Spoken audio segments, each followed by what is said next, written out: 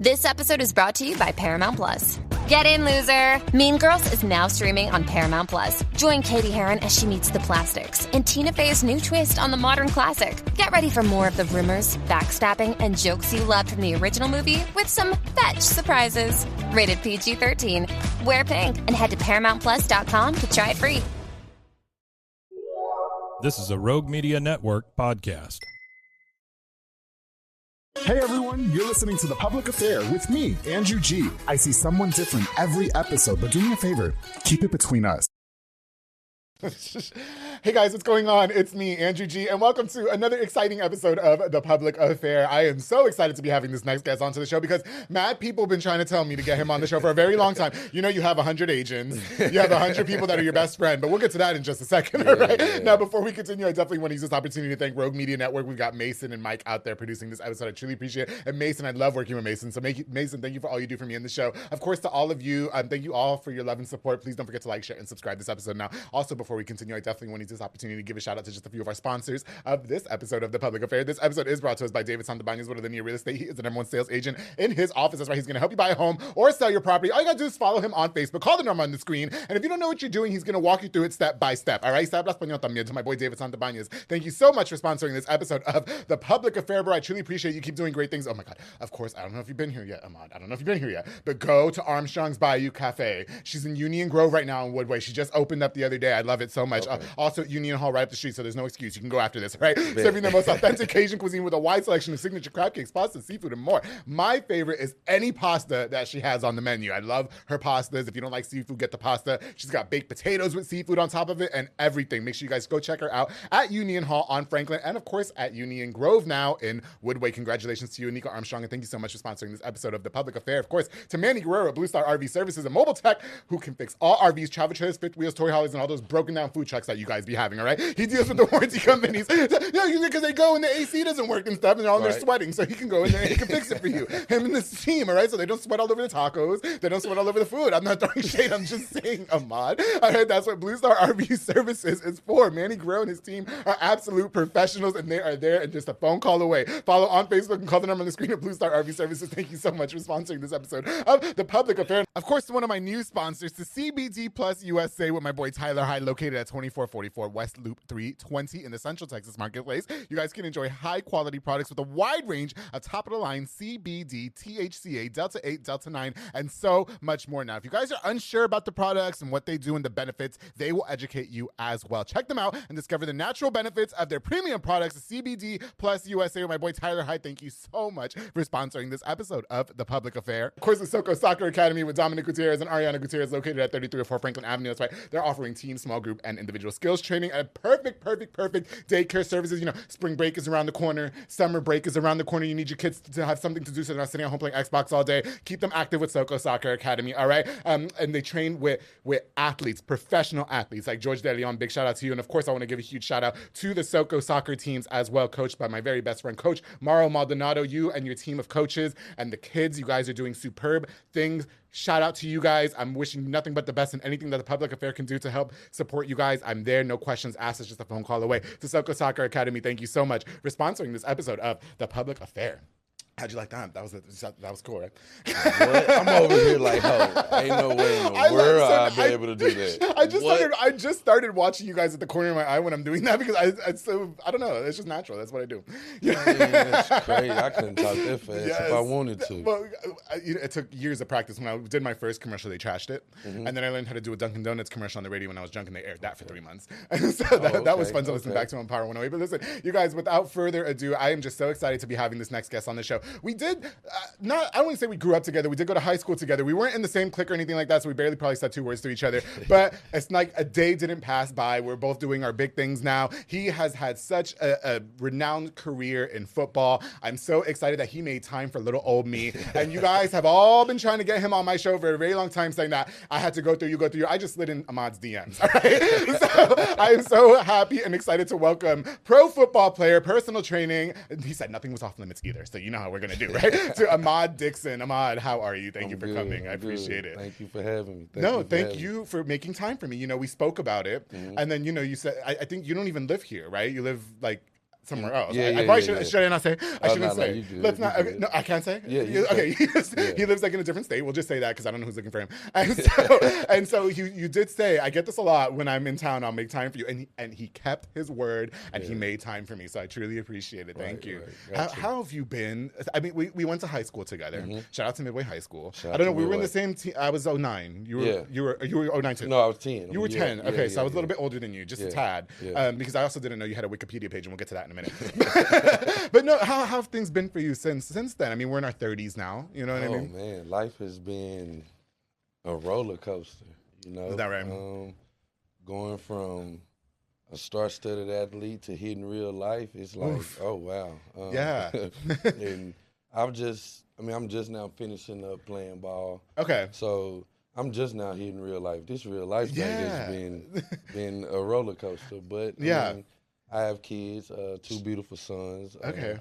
Eli and Ahmad, and they're my world. Oh, and, that's good. That's what really what I've been doing since high school. So, okay, got you. Man, So you've been raising a family since high school, yeah. but then you also became pro football.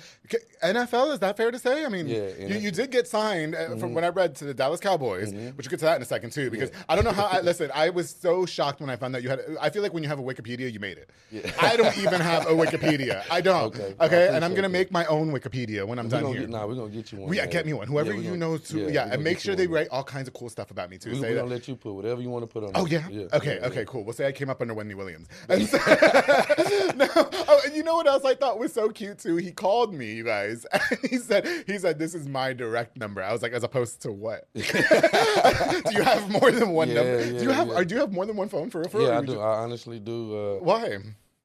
I only have one phone. Because to be honest with you, I'm really not. I really don't care to like deal with a lot of people. A lot of people don't know that about me. They see me and I interact, but a lot of times I just like to be by myself. I don't like to be reached all the time. So a lot of times, that's just what I do. Or I'll change my number or just go from there. Yeah, sometimes I just like to disconnect. Just kind of duck off. Yeah. So you're a little bit more reserved than people think you are. A whole lot more reserved. Really? Okay. I would have thought, and you know what too, and I kind of compare, maybe it's not fair because he plays soccer, you're football. But to my good friend George De Leon, what I love about you guys is that you guys professional, you know, this and that, but you guys, it seems like you never forgot where you came from. And you never forgot about your peers. And even for us to get reconnected and, I'm gonna come on your show and I appreciate it. Like that means a lot to me. So thank you so much. And I want to talk to you about being humbled in a minute, but do you know also that so many people told me I had to go through them to get to you? How does that make you feel to know that you have so many free agents? I appreciate it, but I don't need it. I like to. I'm very hands-on. I like to deal with people myself. I know the narrative that people have of me, and I created that narrative. So I'm not really upset about it. But no, I like to let people know that I'm not bigger than who I am. That same person that you once met before. Like I'm still that same person.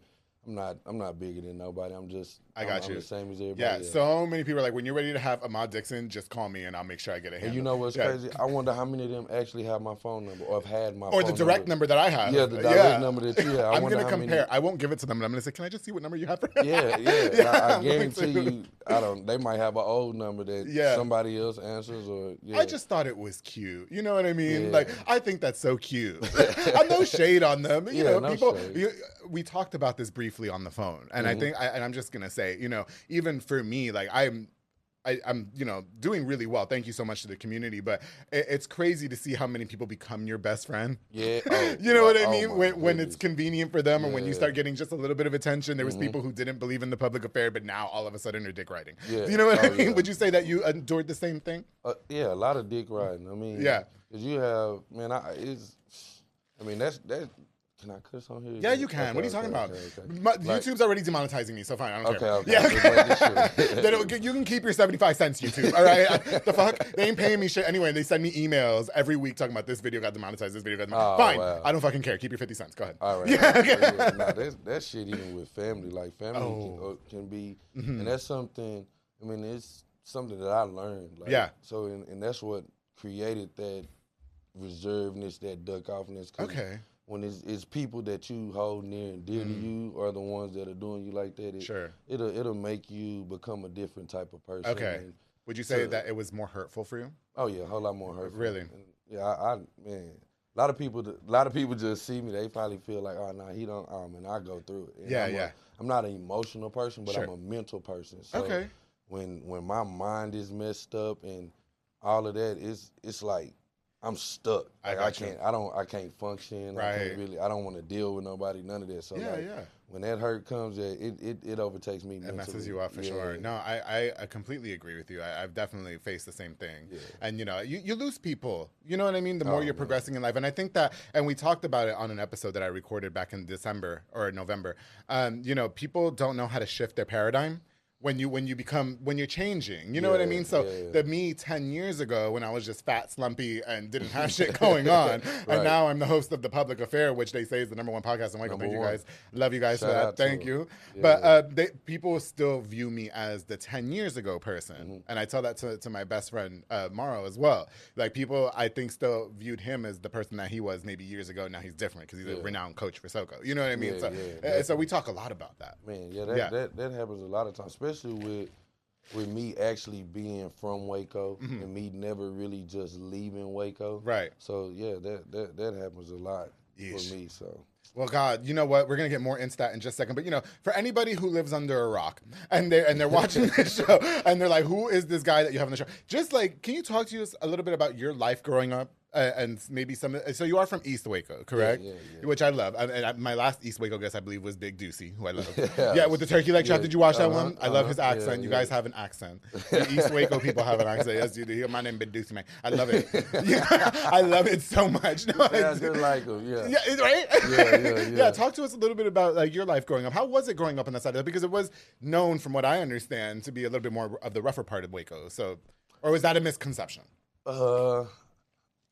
I would say a little bit of both, because it's not as bad as people think it is. Well, I mean, I'll speak for when I was growing up. Sure. Now, I love the East. Shout out to the Standard first. Shout out to Chastity, who always has my back. Shout out to her. She likes to fight, but go ahead. But I mean, growing up, it was more about respect. So no matter where I was at in East Waco or whatever, just out being with my friends, even going to their parents' house and all of that. Right. It was always about respect. So like growing up, it was rough because you had to earn respect. Okay. And earning respect in East Waco it ain't easy. Yeah.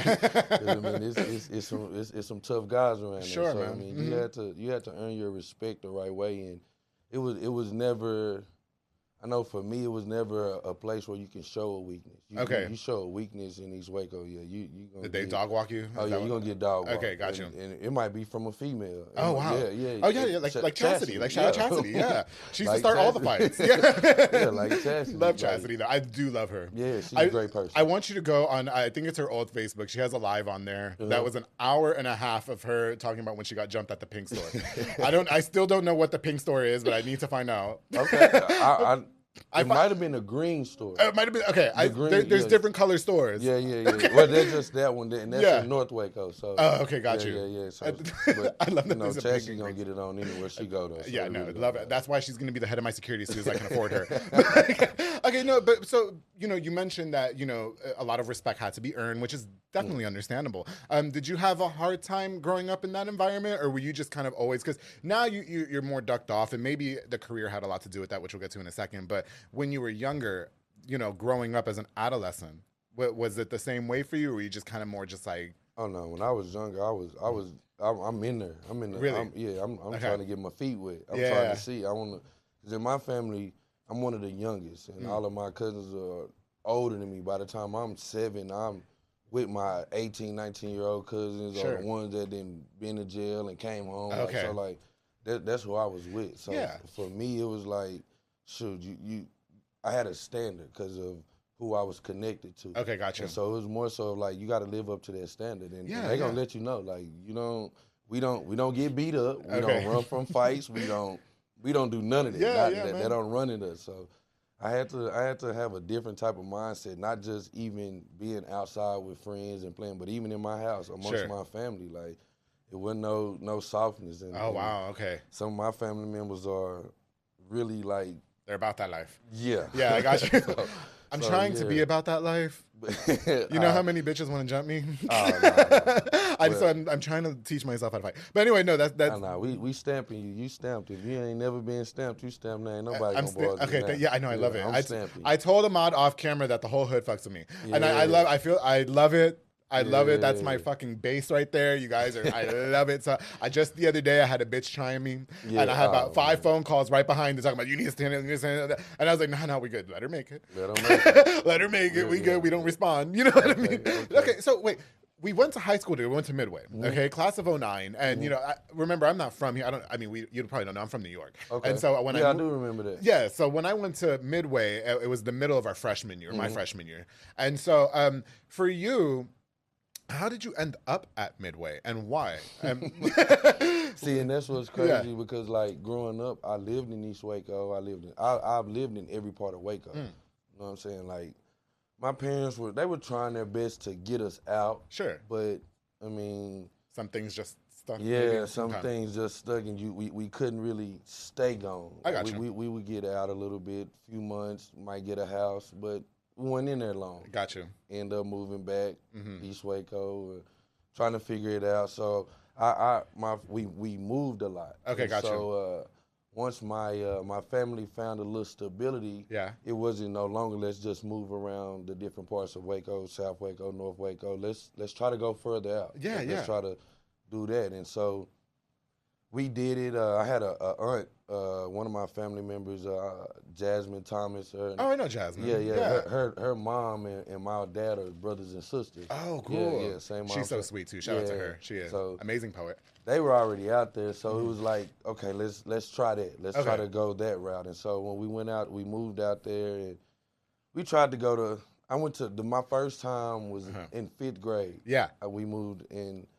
I was literally in the school for a week. Oh wow! Did you have a fight? I had a fight, 2 fights. Oh wow! The first 2 days, and you know, Midway, you have a fight. You're gone. Yeah, Midway back in the day was zero tolerance. There was a lot of caucus going on. Oh yeah, a whole lot of that. You know, no shade to Midway because now they're a little bit more integrated. You know what I mean? But you know, it was not. We don't fight at Midway type shit. You don't even raise your voice. What was that one girl? I think her name was Destiny. I remember she had a fight one time. Yeah, Destiny. What the fuck is her last name? Not is it Tom? Man, no, I can't remember. Gosh, man, my friend Summer's cousins were her. And I just went blank. I see Destiny all the time. I'll never forget that fight. That was the best fight I've ever seen there. Anyway, go ahead. So like getting there, I ended up getting put out of Midway immediately, and so I had to go right back to the schools in the hood. And sure. Like, were you the initiator, or did people just not understand? You know what I mean? It was more so of not understanding because coming from this side of town, the only time you see the other skin-colored people, and I don't mean it like that, but it was like that. Yeah, I mean, it was like that though. So yeah. When you see them, you're always taught either they're the police or they're trying to harm you. Gotcha. So you don't deal with them. And so going to school with them, I had to learn how to deal, and I did not know how. So anything that was said, any type of false movement that I took wrong, like I'm popping off. Like I'm not asking no questions. So you were just in defense. I'm in defense at all time, and a lot of times looking back on it, I really shouldn't have been, but that's just how I was brought up, and so like it would make me click. But it's also fair to say too, though, because when I moved to Texas, Midway and Lorena were the whitest schools I ever went to. Oh wow, they were, and so because I went to Hialeah High School, which was all Cuban people, and then where I'm from in Long Island at that time was a bunch of Black, Puerto Rican, Dominican, stuff like that. And so I will say, 15 years ago, and this is no shade because we have our white friends and we all grew up together and everybody's doing really well, but there wasn't a lot of like Black people, Hispanic people at Midway at the time. You know what I mean? Right. I don't even think they were teaching Black history. No. They weren't teaching Black history. We didn't have Black history. Because I remember not anybody not knowing who Harriet Tubman was, and I always did my Black history reports on Harriet Tubman. You know what I mean? So it was like that. So I think it was. I'm not saying that it was racist. I don't think anybody was racist. It wasn't racist. No, I just people were. Entitled, entitled, but this was also a very conservative city 15 years ago. Oh, definitely. You know what I mean? And I think that as far as progression went in Waco, it wasn't the same as like I don't know about East Waco, but I can say it wasn't the same as like New York or Florida when I lived over there. You know what I mean? Yeah. So people just looked at black people as troublemakers. Black people looked at white people as entitled. It was just like that. You know what I mean? And so I mean, was that fair to say? I don't want to start nothing. I'm just saying. It's fair to say that at that time. At the time. Yeah. Now it's I mean, you have so many people, parents that are trying to get their kids out of that. So sure. You have a lot of parents now that are just trying to understand, and they're thinking, having broader perspectives now. So they're introducing their kids to really what I call it real life, because I feel like that's really when I had an encounter with real life when I went to Midway, because over here it's a totally different atmosphere. Sure. I mean, it's different. Yeah. And so like growing up in the hood and then leaving the hood. Yeah. And there's nobody hood around me. I'm like, oh my goodness. So like, who do I talk to? I didn't know. And at that time, like, I didn't know how to make friends, because in the hood you make friends through sports or a confrontation. You know what I'm saying? You might get into it and y'all end up resolving and y'all end up being friends. That's how I go in the hood. But what about the people that went to Midway that thought they were hood? Oh my gosh. Oh my God. I cringed at that. Yes, I used to cringe at it. There were so many people. I was like, boy, if you don't sit your bitch ass down. Man, like, it was crazy. Like, I was by no means hood. Where I was from in Long Island at the time, it was a little hood. You know what I mean? Wait, so the really tall guy, that was your brother?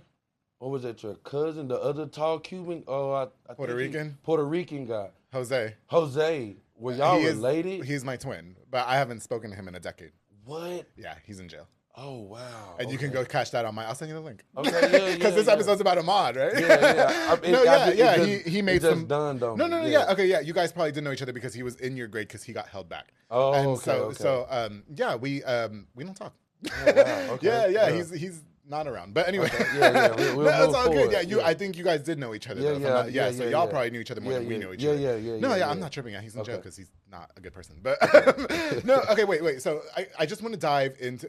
We talked about the hood people in Midway. That was funny. Man. No shade. No. That was fun. No. Oh, there's shade. There's shade. Oh, okay. Here, wait. They because a lot of them now that we grown and I see them out, and it's like.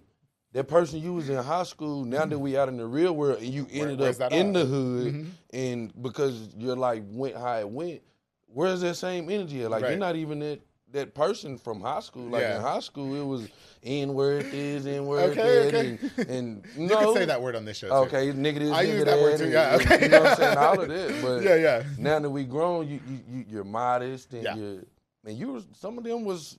quote unquote the hood guys. Some of them were some of the loudest people, and now I'm like, it was you don't really even talk now. Funny.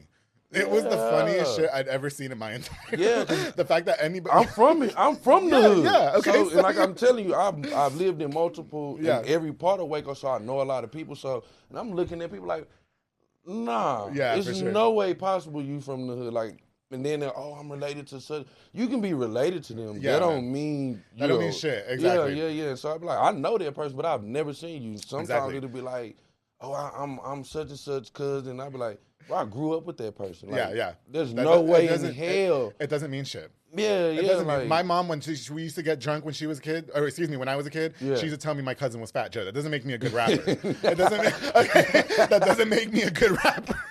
No, I'm serious. No, people quick to talk about who they're connected with allegedly, and blah, blah, blah. That doesn't mean shit. That doesn't mean shit. I'm sorry. And that's what it was in Midway. Everybody just wanted to be connected. That was so awesome. And some of them they've really. I think that I don't know. I thought it was funny. I couldn't wait to ask you that. Okay, let's talk about the football. Okay, so I do. If there's nothing else that I remember about Ahmad Dixon, like I said, you were probably more connected with my my brother. Oh, I hate saying that word. My parents' other son. Okay. Well, we're not gonna make you because my two brothers are Jaime Gutierrez and Mauro Maldonado. So shout out to them. But no. Okay, so you were more probably connected with him because you guys were in the same grade. Yeah. Okay, but if there's nothing else that I remember about Ahmad Dixon is that you were like top notch, sports. Football and Midway was, if you were in football, you were Jesus. Yeah. Okay, you were. Yeah. And I wish I would have played football when I was in high school. I could have done it. People sleep on me. Yeah, but I should have. Just because I cross my legs when I sit doesn't mean I'm a bitch. Oh, no, I'm just that bitch. I'm just a pay bitch, too. I mean, you know what's crazy? One of the best fighters I know crossed his leg, my blood cousin. Oh, yeah. Who is that? His name is Delawrence Stewart. Oh, I think I know him. Yeah. Did they call him Dayon? Dayon. That's my blood cousin. That's your cousin? Yeah. Oh, shit. That's my cousin. Then Yes. we slept in the same bed next to each other. Like, that's that cousin. Yeah. Yeah, you have to be careful. Sometimes the gays, you know. I know. Sometimes.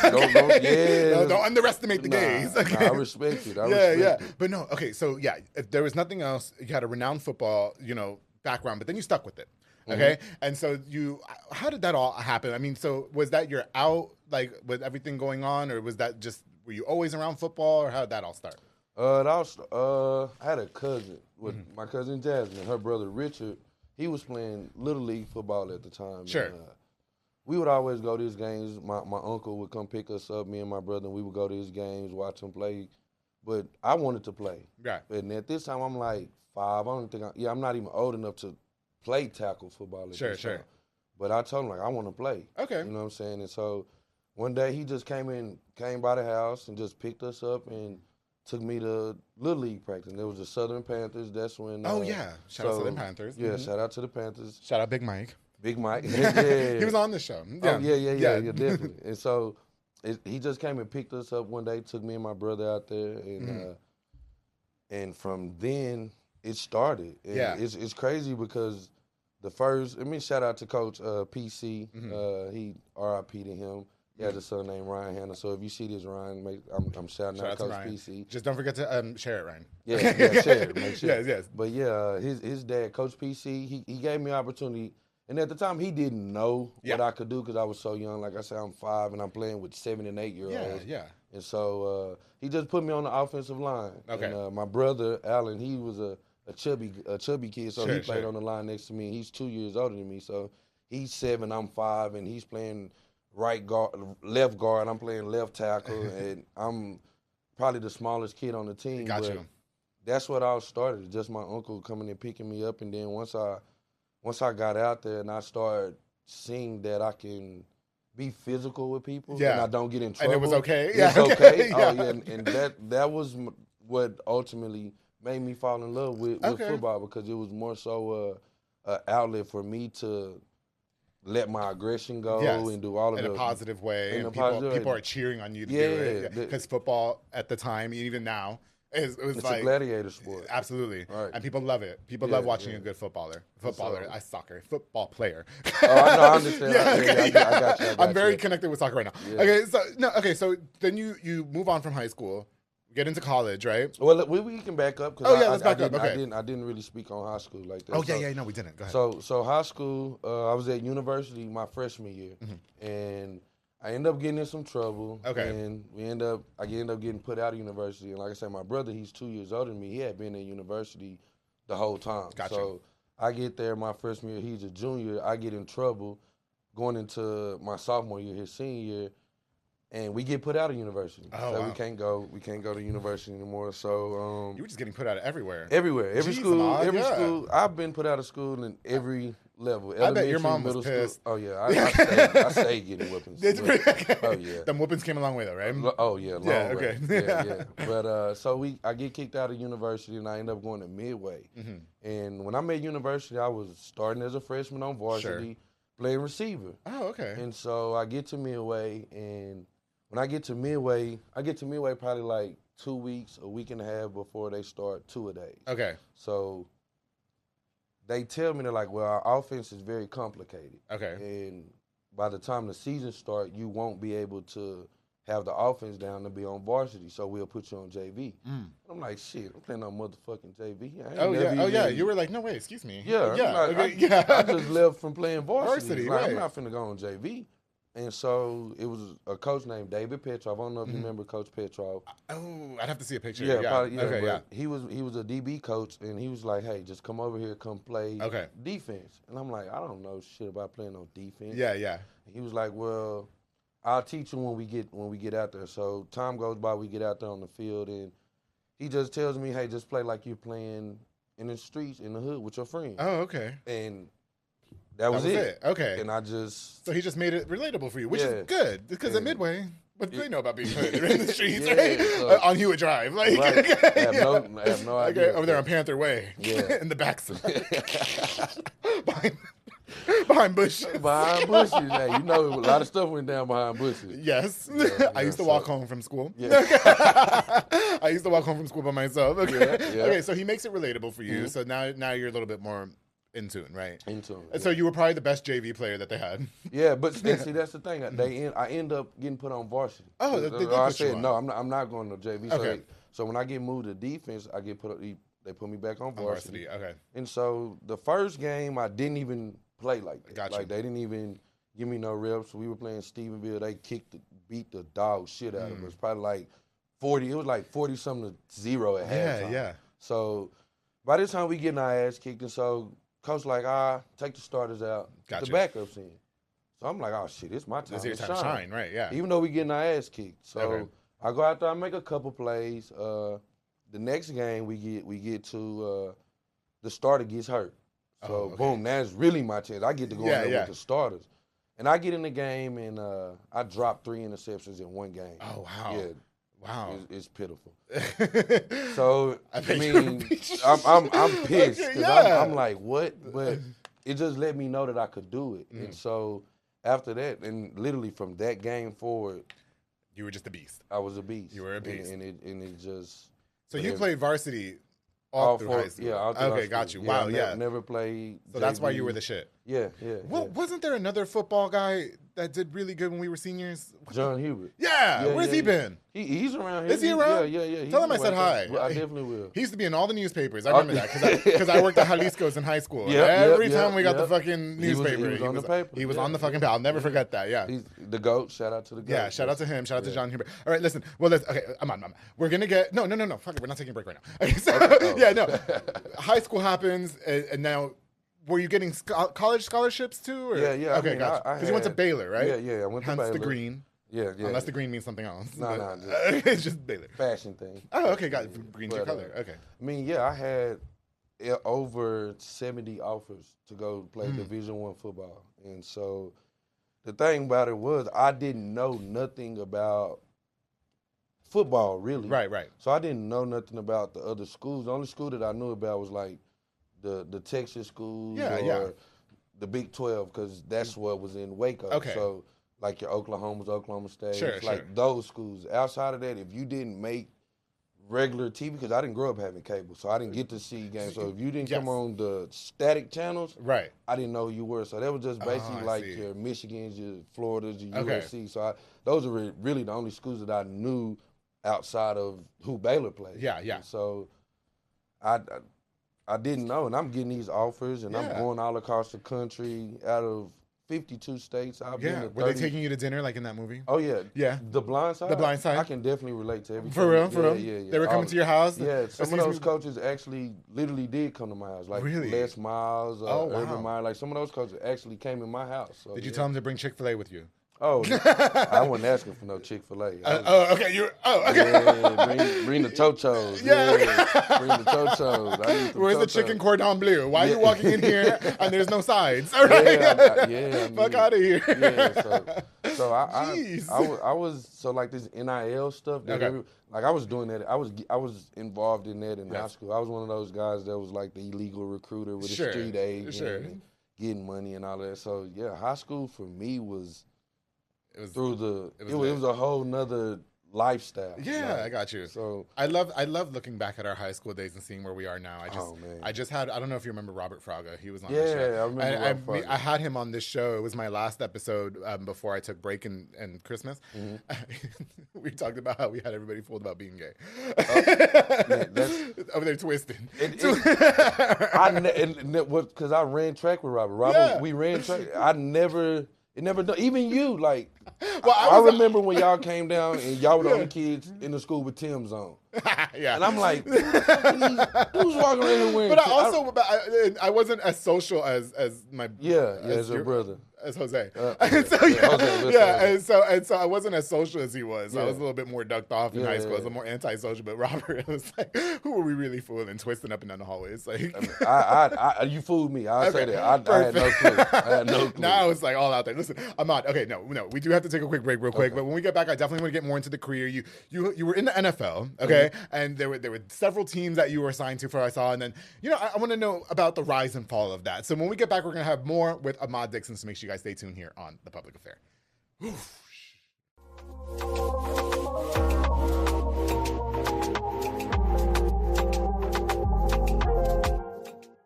Hey guys, I hope you're enjoying this exciting episode of The Public Affair. My very special guest, Mr. Ahmad Dixon. Now, before we continue, I definitely want to use this opportunity to give a shout out to just a few more of our sponsors of this episode of The Public Affair. He's just said that this is his favorite part. I want to give a huge shout out to Banda's Hauling Service with Julie and Ana Banda. That's right. They run dump trailers. You fill it up and they're going to haul it all away. They also do junk removals, tree brush removals, and haul cars in and out of town. And now they're offering roll-off dumpster services as well. Perfect for those big giant get-togethers and parties. So that way you guys aren't leaving trash all over the place, all right? Get the dumpster, call Banda's Hauling Service. If your car breaks down, he'll come get you too. Book now at the number on the screen of Banda's Hauling Service. Thank you so much for sponsoring this episode of The Public Affair. Of course, the Osier Penguin Benitez with Funtown RV. He's the best in RV sales. That's right. Penguin works overtime to make sure you and your family are situated and settled in the best RV suited for you. Summertime is coming around. Springtime is coming around. It's camping season. Make sure you guys are getting the best toy hauler, travel trailer, fifth wheel, and more with Penguin. Se habla español también to my boy Penguin. Make sure you guys follow him at Penguin's Cool RV Deals and Tips on Facebook. So Osier, thank you so much for sponsoring this episode of The Public Affair. Of course, to Myra Rosales with Striker Post Photography. That's right. A digital photo booth business perfect for parties, private events, corporate events, and so much more. It's fun, it's convenient, it's easy. Do not be having no party,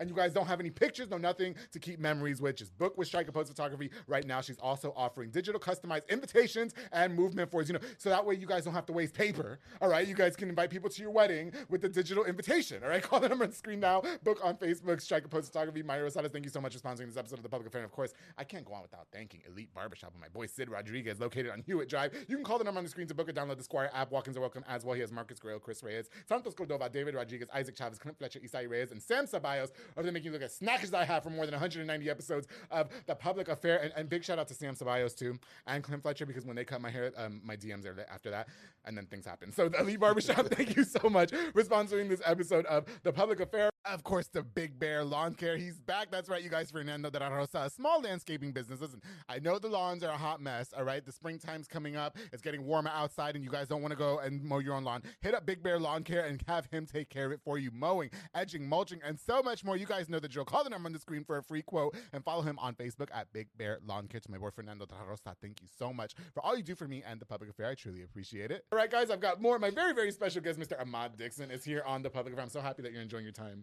What's so funny? Because listening to you give your sponsor, it sounds like, when you sleep and then the ad comes on late at night and it's like I could do those now. That's what I call music commercials. So that's what it sounds like when Fun fact, I was telling you off camera, when I did my first radio commercial, it was terrible. They actually didn't air it.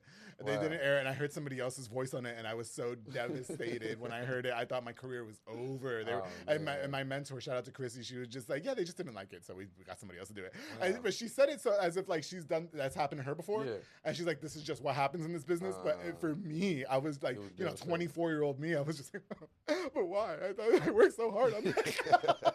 So it's crazy. Yeah, I don't know. Just years of practice. Listen, okay, you made it big time, right? You got to the NFL. How lit were your DMs when you got to the NFL? Girls and guys. No, I bet you had everybody. Was your best friend? Was your girlfriend? Was your baby mama? Everything, yes. Man, it was crazy. Was it really? What? Tell us, please. I'm intrigued. Okay. The best part about it wasn't about my DMs. It was the DMs I was able to start sliding. Oh, really? Yeah. Who's the most renowned person you slid in their DMs and then got some? No, tell us, please. No, we just want to know. Yeah. We'll keep it between us. Nobody's listening. Do you sign NDAs? I've signed a couple. Before you get busy? Mm-hmm. It's like that for real? Yeah. I'm going to start doing that. Because the people that I was hanging with were actual celebrities, not just athletes. So you run across people, and when you're in the same room with some of these people, it's like they're going to cut an eye. But whose NDA did you not sign? I don't want to get in trouble. Okay, yeah, you don't have to get in trouble. Not in trouble with the NDAs. I don't want to get in trouble with the persons. Nah. No, I'm in a complicated situation. I got you. So, No, yeah. I don't want to get you in trouble. I'm not trying to be messy. I see that because I just got into Baddies East. Like, that's my guilty pleasure. Oh, and, man. Yeah, and so that Ratchet TV shit, I just love it. And so it's not. See, those be the ones, like them, the ones that's on like them type of TV shows. Like, yeah, them be the ones you. In the DMs? Yeah. Yeah, for real? Yeah. Okay. And so, like, you can get them. Like, them be the ones you can get. Really? Especially when you got a blue check and all that. Yeah. Like, okay, got you. Because, get them. Yeah, well, because they're going on there not talented. They're just fighting. Yeah. And they'll shout out, I love Mariah Lynn. I love Biggie. Biggie's my favorite, right? Because she's Dominican and crazy. But no, I saw, because I love watching interviews. I love watching their interviews. And so, I mean, that's what I do, right? And so they were like, yeah, I signed an NDA, so I can't really talk about stuff. But I'm like, oh, I wonder if that's, like, I'm about to F. Yeah. But sign this form first, and you can't tell anybody that we did it? Yeah. I mean, it's more so of like just dealing with somebody. A lot of people don't want to be tied to certain things. They just want to enjoy moments. And that's one thing about their lifestyle. You'll learn. Everything is about the moment. It's never about... It's not like long term. Yeah. Was your heart broken in the beginning? Were you like... Nah. See, that's what I'm saying, because I had the right type of people around me. Like, my homies showing me, like, hey... Nah, she get down like this, I have good friends around me that didn't let me fall victim to. Okay. Yeah, and I just experienced heartbreak for the first time, like 2 years ago. Oh, okay, got you. Like, Don't start crying. Yeah, no. I'm over it now. I'm over it now. No, okay, yeah. So that does happen though. Like, okay, so you've been with some pretty good people. Yeah. I always wonder. I'm gonna put it to you like this: a lot of them that you think are the good ones, like that's good in bed and all that, and can do. They're trash.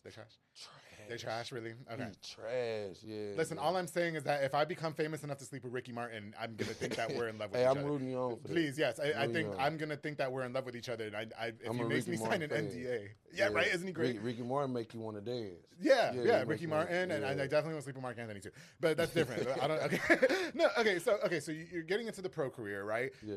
What's it like for you, Ahmad? I mean, East Waco, you're getting in trouble. You're getting expelled from all the schools in Waco. Now, all of a sudden, you're being scouted and signed by NFL teams. We're talking about the Dallas Cowboys, the Miami Dolphins, right? And other renowned teams. What is going through your mind? I mean, how did you not let it get to your head, or did it get to your head?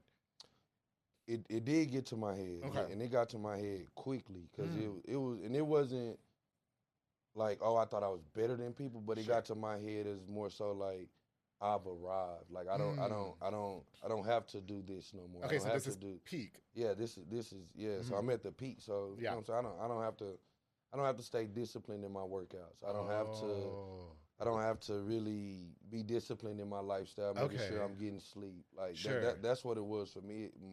Mine wasn't, oh, the life took me. Nah, because I was already, like I say, in high school living that life, because I'm going to colleges every weekend. So I'm living that life. Yeah. And so, like, it wasn't that part. It was the mental aspect of it for me. So, like, so you didn't think you had to work as hard because now I'm in the NFL. Yeah, I'm here. But little do you know that's where it begins. That's where it all starts. That's where it starts all over again. Got you. I mean, and then you got to think about it like this. At this time, as a rookie, I'm getting paid $34,000 a week. Oh my God. That's for 17 weeks straight. Yeah. And so, like, you gotta understand, my first check, I didn't get it because I had got a fine for $27,000 that I had to pay. Yeah. So my next check, I still didn't get that. I gave that to my mom, the whole check. That's nice. So my third check, by the time I seen that third check after that, I'm like, oh shit. Oh, you're set. Yeah, I'm good. Yeah. Like, I ain't even imagine getting $34,000 a week. A week. I don't even know. I've never seen $34,000 in my bank account. Yeah. So just one time, $10,000. That was my credit card balance. And so, you know what I mean? Yeah. So I mean, that's what it was for me. It was more so of that. So now I'm flying them out. I'm doing all of this. Can I ask you a question? I think I seen an interview, and I could be wrong. Maybe it was Hot Boy West. Okay, and I'm from the hood. I don't know what that type of money looks like, so I don't know what to do with it. Was it the same for you, Ahmad? Oh, yeah, because the first thing you're going to go do is whatever you want to do. So strip clubs and all of that. Jewelry. And but see, then that's what I'm saying, like now, as far as the strip clubs, I had my homies, my big homies they had already introduced me to that. Oh, okay, got you. So I didn't fall victim. I fell victim to just the flyest car. I'm going to go get me a penthouse on the top floor with the view. So spending foolishly. Yeah, spending. Okay. Yeah, I might not like. One of my crazy habits that I had, I was a True Religion fiend. Oh, okay. And so like I had went into True Religion and spent $40,000 on just True Religion. Wow. Just t-shirts, socks, drawers, jeans. But you could though. Yeah, so it's coming back next week. Yeah, coming right back next week. So and that was the type of things that I was doing. Like and I might go get my homies. Hey. Even like, I might come home. I might find the nearest weed man because I smoke my weed. Yeah. Everybody know that. That's fine, yeah. You know what I'm saying? I might find the nearest weed man. Hey, let me get a pound. I bet they and love I'm only your weed, here man. for 2 days. I leave all the weed with my brother or my homeboy. Did they upcharge you?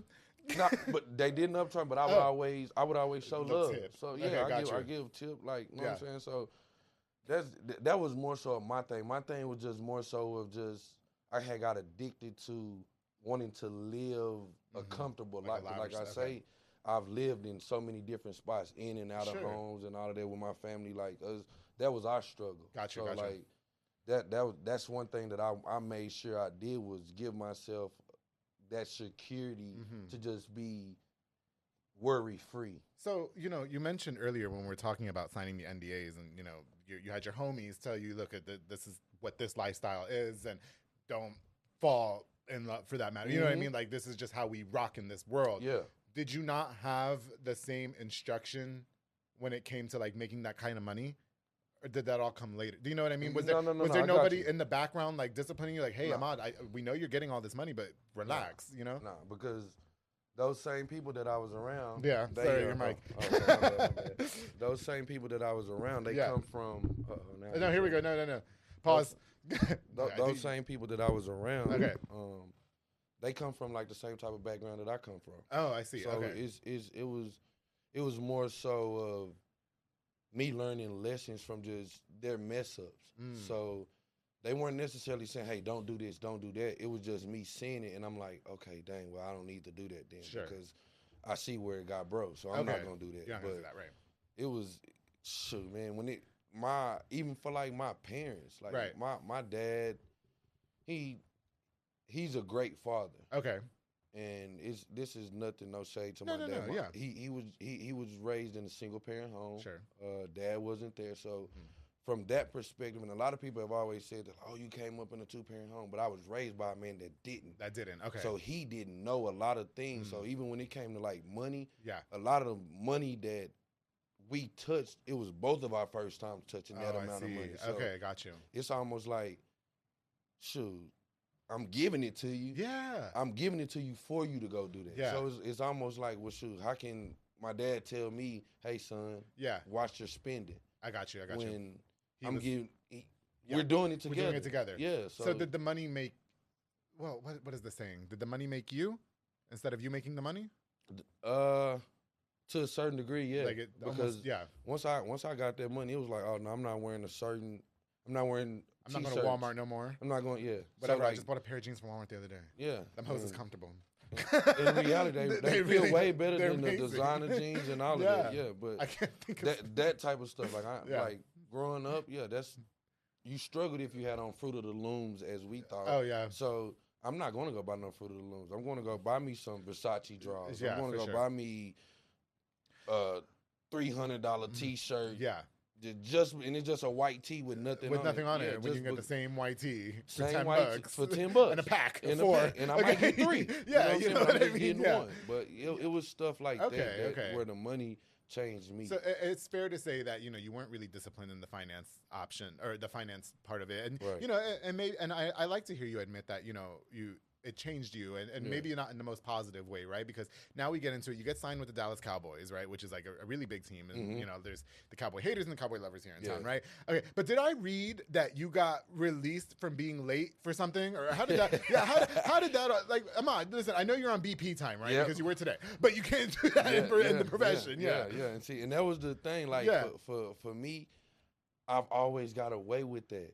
And so, like, and that's why I tell you, like, it was a lot of things for me were mental because my dad always worked, so he was never home. Sure. So a lot of things that you would get taught, I didn't get taught. And like I said, it's no knock on my dad because he was trying to provide. Right. And so he had little time to really show me and teach me things because in his mind, he's thinking, well, as a man, I have to provide. Okay, gotcha.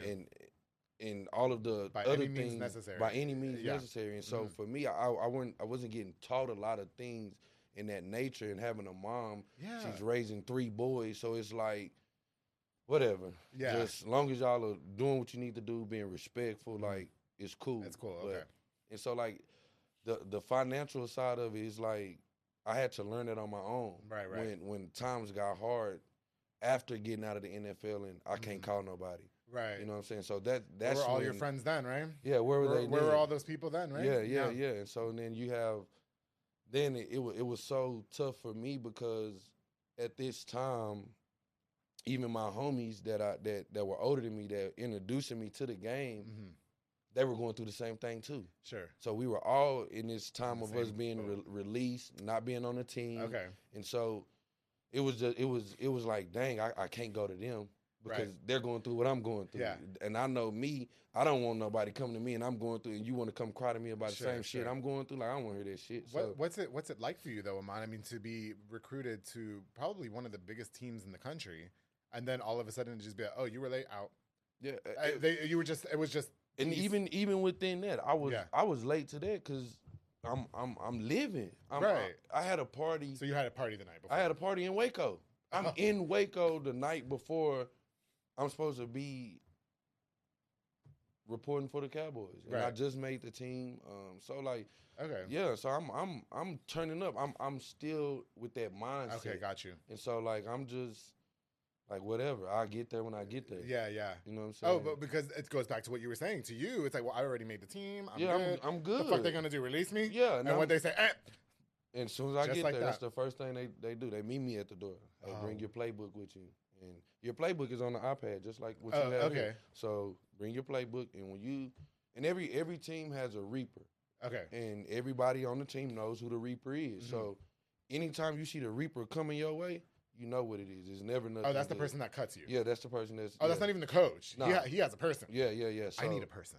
Yeah. Okay. So is when I seen him walking up to me, I'm like, damn, this shit over with. Oh wow. That's the first time I can honestly say I cried from non-physical pain. Wow. You know what I'm saying? It's got to be. That was the first did you know to blame yourself at that time? Or did you think, oh, they're tripping?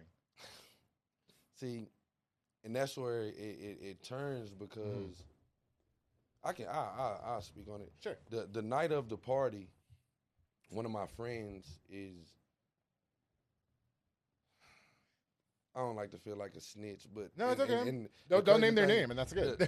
It'll be. I mean, people gonna know who I'm talking about anyway. But I mean, and you're the first person that I'm. Sure. Outside of family that I'm telling this to, so this is the first time people have really heard this side. But so at my party, it's probably like 2:30, 3 in the morning, and my family, they all out there. They come to see me off. Right. You know what I'm saying? And so one of my partners, he's on the team. I went to school with him. I met him at Baylor. So for those people that'll know that, I ain't gonna name drop, but sure. They'll know who that is. He played for the Cowboys and went to Baylor with me. So I'm telling you that. So you'll be able to put the pieces together. Sure, yeah. I'm still in the dark, but go ahead. Yeah, okay. But so he tells my mom and my dad, like, nah, don't, Marty, that's my nickname. Sure. He's like, Marty don't even need his car. Because we just going to Dallas. He's like, he don't even need his car. He don't need nothing. He can ride with me. He can stay at my house and all of that. And like I say, he's already playing for the Cowboys at this time. So... And my parents are thinking, like any other parent would, hey, if this guy that's my son's friend and he's already in the NFL, he's telling me that my son is good, I'm gonna take his word. Right. He's got his best interest. Why would he fuck this up for him? And so we, long story short, we end up leaving. And as we're leaving, and at this time, my homeboy was into Android, so he didn't have an iPhone. Sure. I had an iPhone, so I had left my charger in my car. Yeah. I left everything here. And so as we're getting up the road to Dallas, he's like, man, I'm tired. And this is probably like 5:30, 5:45 in the morning. Yeah. But we got to report. We got to be there at 8. Oh, so okay, basically, we really got to be there about 7:15. Really. Ain't nobody slept. Yeah. Okay. So, Yeah. And so he's like, I'm tired. I want to go to the house and I'm gonna take a nap. And I'm like, well, shit. You can really take me to the facility. I go sleep in my locker. Like, I ain't trying to be late. Yeah, you know what I'm saying? And he like, nah, we good. I'm going to wake up. All this, that, and the third. And so we get to his house or whatever. And I tell him, like, well, shit, my phone dead. I'm going to just sleep in the car. I'm going to sleep in the car. That way you ain't got to wake me up. You ain't got to do none of that. It ain't going to be my fault if we late. Right. That's how I'm thinking. So, bro, go in there, you know what I'm saying? And we sleep. I'm in the car.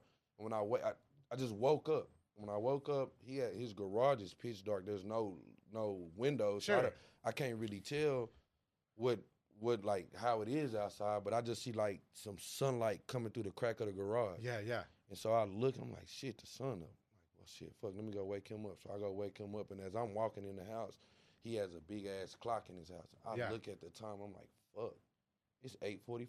Oh, wow. So I run upstairs, I wake him up or whatever. And he jump up, get dressed, and I tell him, hey, bro, call him. Because he tell me, like, I'm going to call him, and I'm going to tell him we late, whatever. Okay. And you with me. And so. So then it should be fine.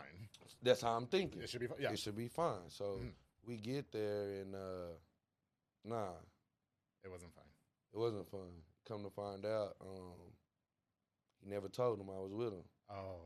Oh, wow. So, yeah, and that's honest to God truth. I only people really know that is my mom, my dad, and a few people close to me, but that's really what happened. Did he get to stay? Yeah, he got to stay. Yeah, he ended up staying on the team. And it just looked worse for you because you're the new recruit. Yeah. So it's like... Have you talked to him since then? About that, no. We still haven't talked about that to this day. Would you like to?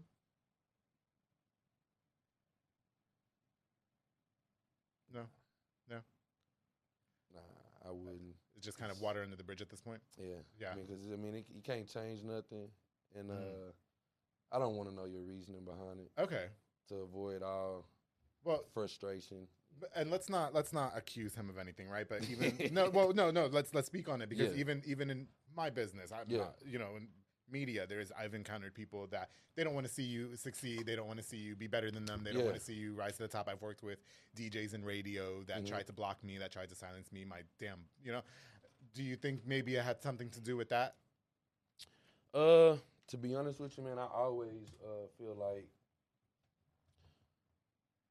felt like that when it came for me because I've always been this guy that people have always put on a pedestal. Okay. So I've always felt like, people have always been jealous and envious. I'm not necessarily saying me personally, but just the path that I went down. And so they're more so, jealous of that and the route that I got there, and more so like, I had to go this way. Yeah. So I've always felt like that about people. So I do. You feel like it was that? Yeah. Well, I'm sorry to hear that happened to you, but oh, it's cool. I also think too that like God really makes no mistakes, right? And so things really happen for a reason. Right. Okay, so then you get released from the Cowboys, but then you start playing for these other teams, right? Yeah. But you're getting signed to these teams, and then you're getting dropped, right? What is that frustrating? It's very frustrating because I'm not understanding. Because you were the best. Now, at that time, it is my fault.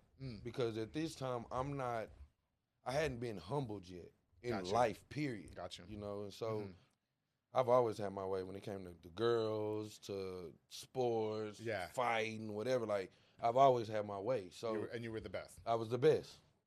Yeah, and so it I have something to say about that, too. When it came to that point to where being the best didn't matter no more, I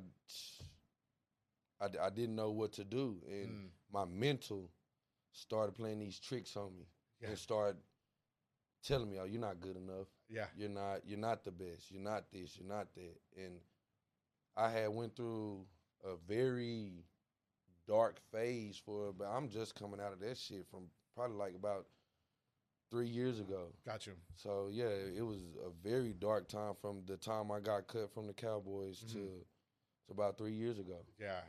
So dang, that's been quite a while. Yeah, and then I was stuck, man. I was, I had got to the point, it was so bad, because, in Midway, we couldn't have facial hair. Right. So I didn't have all of this. it got to the point so bad I grew my beard out. I started growing. I had dreadlocks. I grew my hair out. Like you just let yourself go. Yeah, I just let myself go. Okay. I was that down and out, and I was right around here in Waco. Yeah. And people didn't even know like I was at the lowest of my low at that time. I got you. But yeah, so once I want to ask how you bounce back from that, but I beforehand, I'll tell you. By no means has my career taken me anywhere near NFL status. Oh, whatever. Yeah. But I'll be vulnerable with you for a second. I dealt with that recently, or dealing with that recently, and people are like, "You're the best podcast in Waco, like you're hands down, right?" So then I felt like a pressure on my shoulders where you have to stay the best, and I wonder if that was the same for you, because I asked my best friend, who I referenced already, Morrow. To me, I feel like he's the best soccer coach in town. Mm-hmm. And I think there's people who agree that he's the best youth soccer coach in town. Okay. You know what I mean? Yeah. And I asked him, I was like, your team is the best, and people keep saying that I'm the best, and I feel like there's this weight on my shoulders. How do you stay the best? He goes, you don't. You're never going to be the best. Like, there's going to be people that are better than you. You have to do this because you love it. It was I'm not going to get too into the conversation because it got emotional for me, but it was something along that route. Do you think the same way? Yeah. I mean, and like I say, with me being from here and me actually going to college here, so that grew my fan base even bigger. So now that little kid in the hood, when I pull up in my car, he's like, oh, I want to be the next Ahmad Dixon. So now it's even more of not just that pressure on myself, right?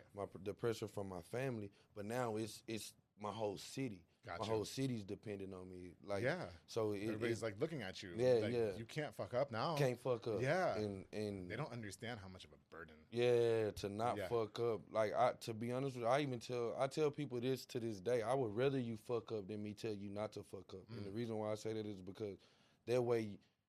Because when you fuck up, you learn about yourself in certain moments. When things get a certain way, you learn certain things about yourself. Oh, yeah. And me going as long as I did in life without knowing myself outside of football. Got you.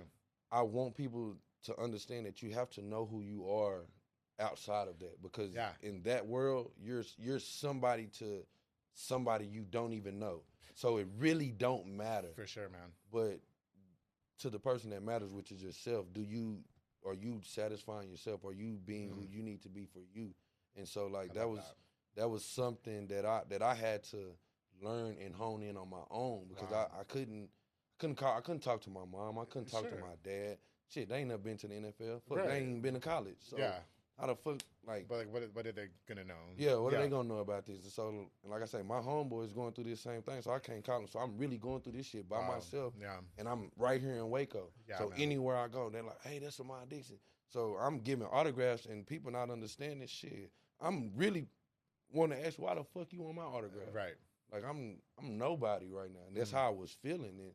But that just continuously happened, and people showing me that I was somebody, that just because that happened, it didn't matter. Gotcha. That was something that helped me get through that. Yeah, bro. You know what I'm saying? And, Are you, so, you got released from all these teams. Are you blackballed from the NFL?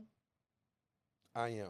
And I'm blackballed due to the behavior that I had at Baylor. When I was at Baylor, oh my goodness. Well, you mentioned, you were all over the place. And I'm at home. But you were the shit too. Yeah. So you couldn't be touched. Couldn't be touched. Nobody could tell you nothing. You were Ahmad Dixon. I would get pulled over. Yeah. And they would real live for camera's sake. Yeah. Sign your name on the dotted line. Mm-hmm. It's no ticket, no nothing. It's just a piece of paper. Yeah. So I'm giving autographs, and I'm getting pulled over going 85 and a 35, and I'm still not, Hey, that's been happening to me. But I tell you what, last year was humbling as fuck. Yeah. Last year, for me, just personally, this is about you, but last year was humbling as when I tell you I got swept on my ass, baby, God said, hold the fuck up. You're getting a little bit too comfortable, all right? Them $30 underwears. Hold on a second. All right? Hold on. No, okay. Yeah. So you are technically a free agent at the moment, but you mentioned being blackballed from the NFL. Now what? Or you're asking me like what happened? Well, no, like what do you do now? I mean, I could put two and two in together. present day. Yeah, well, I'm sure you didn't have the best reputation right. in the NFL. I mean, oh, this guy's late. Oh, he's partying. He's being foolish. He's doing this. You know, it's fair to say. I would say that you didn't have any discipline. You know, nobody was teaching you discipline. No. But now that I don't want to say you fucked up your chances. You know what I mean? But I think it's fair to say that you didn't know what to do at that point. You mentioned earlier in the interview, I made it to the NFL. I no longer have to do the most. Yeah, this was it. I should be good. And then they were like, nah. You know, whatever. Yeah. But now that you mentioned that you don't play on an NFL team right now. Mm-hmm, right. You know what I mean? And so, what are you doing now, or what can you do now? Now, because football's your thing. Yeah. Now, I'm in the community. Okay. I've had my own little league organization. Okay. I tried to do it for free. Sure. But it wasn't. No, you can't be doing shit for free. Yeah. Don't ask me to host nothing for free neither. Yeah. You know how many shits I turned down? Yeah. Yeah, don't even try it. Okay. I ended up giving that up and just getting out in the community and just serving the community, helping teams. I do personal training now for kids and grown-ups as well. Right. I'm trying to get into coaching right now. That's what I'm doing, trying to finish up school so I can get into coaching. Yeah. I can help somebody's life be changed. Did life restart once the NFL was over? Life definitely restarted. Okay. It definitely restarted because at that point, I had my second child. Yeah. And man, when he hit the earth, it was like a light clicked for me. Sure. Because my oldest son, he lives in Washington, D.C. Gotcha. And he's been gone. So his mom, they moved from Houston when he was, as soon as her 6 weeks was up, she went back home. Gotcha. So I didn't really develop a relationship with him, or like the parental loving side of it. I didn't really develop that with him. So when my second son is born, Ahmad, he's born, it's like at this point, I'm down. I'm on my ass at this point. Yeah, for sure. This is at this point the only light that I'm seeing is the fact that I'm having this child. Right. And so once he hit this earth, it was that's when it all started honing in for me. Okay. God, I hate that we're running out of time. We're like past time. But no, we're good. I love a lot of. It sounds like a lot of your experiences humbled you, which I really like to hear. You know what I mean? It sounds like you take a lot of accountability for a lot of things that happen. Would you go back and change anything? Yes, I change a lot. I change a lot. And first and foremost, my mindset. Yeah. My mindset would be totally different. And the reason why I just say my mindset, because my mindset made me gravitate to certain people, certain things, just because I thought this way. I gravitated towards it. And I know if my mindset was different, I wouldn't even indulge in some of those things that I indulged in. But if I could change, definitely. You obviously are still very much an inspiration. And I would say in like your business, this business, we become inspiring whether we like it or not. Mm-hmm. We become looked up as role models whether we like it or not. You know what I mean? I've had fucking 14-year-old kids come up to me at quinceañeras talking about, oh my God, I want to be on your show one day. I want to be just like you one day. And I'm like, oh my God, that makes me not as slutty on these episodes anymore. But, grow as an interviewer. But, for you, you obviously still play that role in people's lives. What do you have to tell to somebody who wants to make it on the NFL, but they're still watching you, they're still watching your highlights, and they're like, even though he's not on a team right now, he's still like superb. You know what I mean? I want to be like Ahmad. What do you have to tell that little boy or that kid or whatever that wants to be like you about the business? About the business. Or just about the lifestyle, anything. As far as the business go, I tell anybody, don't ever put your feelings involved in it. It's never personal. Mm-hmm. As much as you love it, as much as you want to make it, you can't put your personal feelings, anything personal can't be involved in business. Gotcha. Don't look too far ahead. Yeah. Get to looking too far ahead, you'll start making dumb decisions. I know that's right. Damn. Ahmad, you gave us a lot of insight. I just loved having you on the show. I knew that I was excited for this, but this totally took a different direction than what I thought it was going to take. I had no idea you went through all that. You know what I mean? It's fair to say, you know, people don't understand what it's like once you start getting all this attention, once you start getting all this notoriety. You know, you're making the money that you're making, and nobody in your circle growing up was making that kind of money. You know what I mean? Mm-hmm. And then you just think that you're untouchable, and then boom, you get swept on your ass. You know what I mean? Are you good now, Ahmad? I'm good now. You are good? Are you happy? I'm happy. Okay. Yeah, I've been happy. I can honestly say I've been happy for about 2 years now. Yeah. Yeah, like I said, I'm just now getting out of that dark over that. So that's what's up. And that's why I was open to come because I wanted to. You knew it was gonna get real on the public affair. Yeah, oh yeah, it gets real. Yeah, we get real on the public affair. All right, listen, I've come on here and cried again. My guests have cried. They begged me don't air it. You know what I mean? Yeah. So yeah. No, I appreciate you being so candid with us. I appreciate you being so open with it. What can you leave us with? What you mentioned that you're doing the personal training now. Mm-hmm. You mentioned, you know, all that. So what can you leave us with? Anything you want to plug in for us? If anybody wants any training, whether it's for your kids, for you, I do strength and conditioning. Oh, sweet. So I can build a body. I can make a body. Yeah. So if you want your body built, want your body made, come holler at me. Gotcha. I have a slogan: Get bodied by Marty. So, yeah. Oh, that's cool. Yeah, okay. Yeah. Get bodied by Marty. Okay. Get bodied by Marty. That sounds something different to me. That sounds way different to me, Ahmad. Okay. So yeah, I mean, I'm working on just doing as much as I can in the community through Little League sports. Sure. So if you have a kid at any age that wants to do sports or wants to be involved, just let me know. I'll find somebody or a team or something for a place for that kid. Got you. Yeah.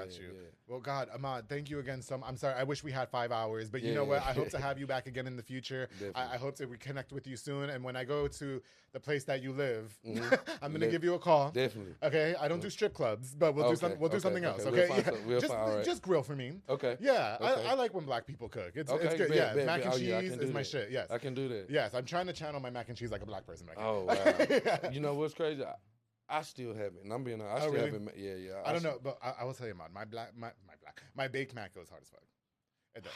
I promise it goes hard as fuck. I've not burnt every time. I've burnt it every time. Have you really? Every time, because I like the cheese to be a little crispy on the top. I do fuck it up sometimes. Sometimes I host swimming, but and I get so embarrassed at the parties. But anyway, Ahmad, thank you so much for coming on to this episode of the Public. I truly appreciate you, man, and best of luck to everything that you've got going on. And again, for what you shared with us, I think that it was inspiring. I think that it was real, it was raw, and I hope a lot of people really take something from it. So when you guys are out there and you make it, and you think you're making it, learn from Ahmad. Don't spend foolishly. Don't spend foolishly. Don't let it get to your head. Right. And just remember, life will sweep on your ass real fucking quick. Real quick. Well, thank you guys again. Don't forget to like, share, and subscribe. Now, before we go, okay, I got 3 more to do. You ready? I'm just going to give a shout out to just a few more of our sponsors of this episode of The Public Affair. I love it. This episode is brought to us by Brothers Roofing and Remodeling with Jesus Sanchez from Mart, Texas. He's a small construction business from Mart, specializing in general roofing needs and so much more. Protect your home from the crazy elements of the Texas weather with its high quality and affordable work. And if you need any remodeling done, listen, my boy Jesus Sanchez has got you. Get your house the upgrade that you need, the walk-in shower, with the glass doors and it gets all steamy. Yes, he's got you. Okay, Brothers Roofing and Remodeling. Follow on Facebook. Call them on the screen. Thank you so much for sponsoring this episode of The Public Affair. Ahmad, since you're in town, go try J. Pedo and Poke with Junior Fuentes, Thomas Robertson, the entire family. They're hot. The food's so good. They provide delicious, savory Japanese crepes and poke bowls. They also have handcrafted Thai-rolled ice cream for dessert. You can choose from a menu item or just be like me. I like to download the J. Pedo app and create my own bowl. Okay, because I like to be in control in a lot of things. A lot more dominant than people get off. All right. Locations on University Parks Drive and on Hewitt Drive. You can order online at jpedotx.com. To J. Pedo and Poke, thank you so much for sponsoring this episode of The Public Affair. And of course, to Jeffrey Monreal with Boyo Box and Audio. Home for all your LED needs and audio accessories, installation of stereos, door speakers, and audio systems. He also specializes in building custom subwoofer enclosures and so much more. Definitely your jack of all trade and your one-stop shop to get everything done in one roof. He put the tint in my car, that super dark tint. Remember how I told you I got stopped by the police? And the Starlights as well. To Jeffrey Monreal, thank you so much for sponsoring this episode of The Public Affair. To everybody that tuned in, I truly appreciate you guys. Please, I've got more of The Public Affair on the way. To Ahmad Dixon, thank you for stopping by. And best of luck to everything you've got. It was such a great time reconnecting with you. And don't forget, everybody, to especially what he just talked about earlier too, because that was the first time he shared something. Don't forget to always keep it between us. That's it. Ooh. Man, that's crazy. Did you have a good time? Definitely. We could have went for 5 hours. No, we could have.